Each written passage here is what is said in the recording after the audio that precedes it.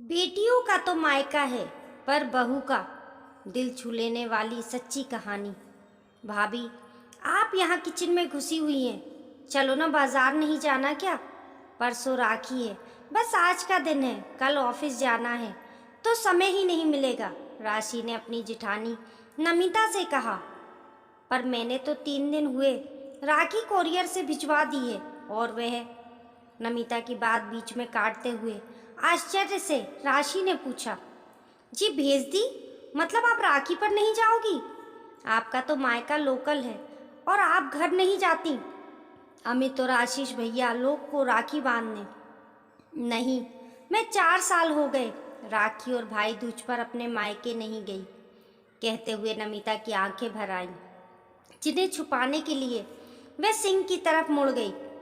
भाभी, आप मुझे बताओ, क्यों नहीं जाती? कुछ गंभीर बात है या आप नहीं बताना चाहती तो मैं आप पर दबाव नहीं डालूंगी, राशि ने पूछा।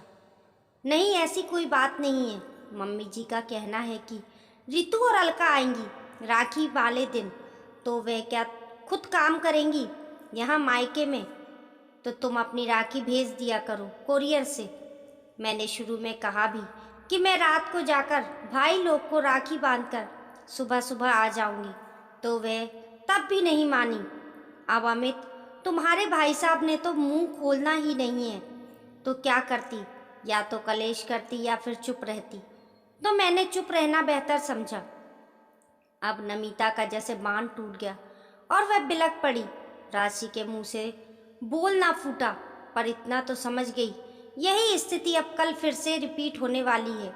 अभी राशि सोच ही रही थी कि नमिता की आवाज़ आई, मेरे मायके में तो भाई दूज भी मनाया जाता है, पर यहाँ तो ये रीत ही नहीं है।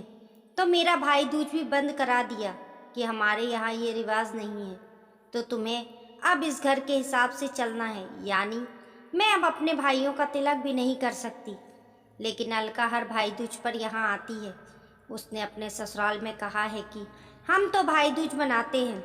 मज़े की बात तो यह है कि उसके ससुराल में भी भाई दूज नहीं मनाई जाती, लेकिन वह झूठ बोलकर सारा दिन यहाँ बिता जाती है। बेटियों का तो मायका है, पर बहू का? कहते हुए नमिता फिर रोने लगी। राशि ने जेठानी को चुप कराया। राशि की शादी विवेक से 10 महीने पहले हुई थी, तो जाहिर है कि उत्साह भी कुछ ज़्यादा ही था। नमिता की शादी हुए 4 साल हो गए। उनकी 1.5 वर्ष की बेटी भी है। दोनों बहुएं कामकाजी थीं, आपस में दोनों समझदारी व प्यार से चलती थीं।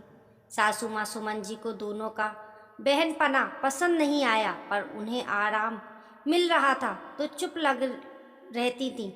नमिता बड़ी बहू पर उनका पूरा कंट्रोल था। नमिता का पति अमित माँ के आगे जुबान नहीं खोलता था। नमिता ने शुरू में 1-2 बार कहा भी कि मम्मी का रवैया ठीक नहीं है। रितु और अलका भी आग में घी डालने का काम करती हैं, पर अमित सिर्फ सुनता था। गलत को भी गलत कहने का साहस उसमें ना था, तो नमिता ने भी कुछ कहना छोड़ दिया। रात को डिनर करते समय राशि ने सासू माँ से कहा, मम्मी जी परसों राखी है, मैं और भाभी कल आधा दिन की छुट्टी लेकर बाजार चली जाएंगी। राखी, मिठाई और गिफ्ट भी लाना है, तो कल ये काम करते हुए आएंगे। आपको कुछ मंगवाना तो बताइए। सुमन जी ने खाते हुए अपना हाथ रोक लिया। तुमने अपनी राखी भी अभी तक भेजी नहीं कोरियर से? नमिता ने तुम्हें बताया नहीं? राखी वाले दिन तुम कैसे जा सकती हो? रितु और अलका भी तो आने हैं। तो सुमन जी की बात बीच में काटते हुए राशि बोली, हाँ तो आए ना, उन्हें किसने मना किया है? वे अपने मायके, हम अपने मायके। क्यों भाभी? कहते हुए राशि ने नमिता की तरफ देखा। नमिता की सांस ऊपर नीचे होने लगी। बोली, कुछ नहीं। तो क्या त्योहार वाले दिन दोनों अपने मायके आकर यहाँ काम करेंगी? सुमन जी ने आवाज़ में तेजी लाकर पूछा। क्यों काम क्यों करेंगी? हम सुबह सुबह सब कुछ तैयारी करके जाएंगे। बस चपाती बनानी होगी तो वह तो बन ही जाएंगी। 8-10 चपाती ही तो डालनी होंगी। भाभी मेरे साथ चली जाएंगी। रास्ते में ही उनका मायका पड़ता है, उन्हें वहाँ उतार दूंगी और शाम को हम साथ में आ जाएंगे। राशि ने थोड़े में ही सारी बात रख दी। अब सुमन जी का भड़कना स्वाभाविक था। नहीं, नमिता ने तुम्हें बताया नहीं? राखी पर वह भी मायके नहीं जाती। घर की लड़कियां आएंगी तो यहाँ कौन करेगा? बहू तो बहू की तरह रहो। शांति प्रसाद जी, सुमन जी के पति ने कुछ कहना चाहा तो सुमन जी ने एकदम रोक दिया। ये औरतों का मामला है, आप चुप रहिए। और शांति प्रसाद जी चुप बैठ गए। मम्मी जी, बहुएं हैं तो किसी की बेटी और बहन भी हैं। क्या बहू को अपने भाइयों का शगुन करने का, तिलक करने का कोई हक नहीं है? आपकी बेटियां बेटियां और दूसरों की बेटियां? मैं तो ज़रूर जाऊंगी और भाभी भी मेरे साथ जाएंगी। उन्हें मैं छोड़ दूंगी। और तभी अमित ने गुस्से में कहा, नमिता नहीं जाएगी, और अगर गई तो मुझसे बुरा कोई नहीं होगा।